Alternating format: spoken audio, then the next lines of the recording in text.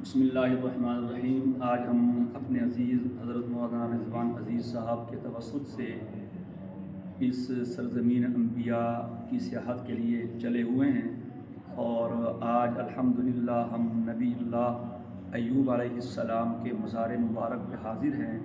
اور واقعی اگر آدمی کا ذوق خراب نہ ہوا ہو اور اس کی قوت شامہ کام کر رہی ہو تو خوشبو آتی ہے۔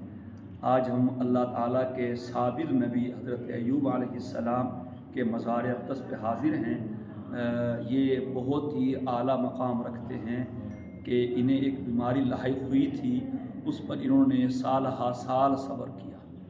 اور کیسی بیماری تھی اللہ بہتر جانتا ہے۔ بعضوں نے بات گھڑی ہوئی ہے کہ جسم میں کیڑے پڑ گئے تھے، کیڑے اٹھا کے رکھتے تھے۔ یہ بات بالکل نہیں، ایسی بیماری نہیں تھی جو گھن والی تھی۔ بہرحال بہت عرصہ صبر کیا، سب چھوڑ گئے، لیکن پھر بھی یہ صبر کا پیکر بنے رہے۔ دو جملے ان کے بارے میں قرآن کریم نے ارشاد فرمائے، انا وجدناہ صابرا۔ جسے اللہ کہہ دے کہ ہم نے اسے صبر کرنے والا پایا تو اس کے صابر ہونے کا کیا مقام ہوگا۔ اور آگے فرمایا، نعم العبد انہ اواب، یہ کیا ہی خوب بندے تھے اور اللہ کی طرف رجوع کرنے والے تھے۔ تو یہ ان کا مزار مبارک ہے۔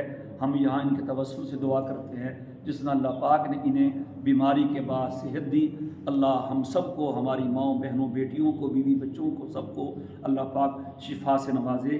ان کے توسل سے ہم صحت کی اور شفا کی دعا کرتے ہیں۔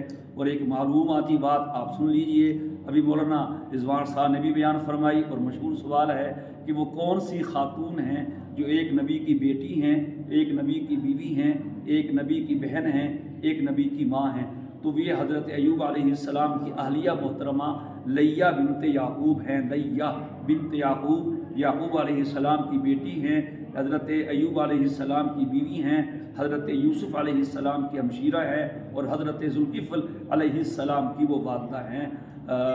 علی نبینا و علیہم الصلوات والسلام۔ اور آخری گزارش، جو بھی ہمارے بھائی علماء پاکستانی حضرات ان زیارات کے لیے آنا چاہیں ضرور آئیں، بہت دل کو روشن کرنے والی زیارتیں ہیں۔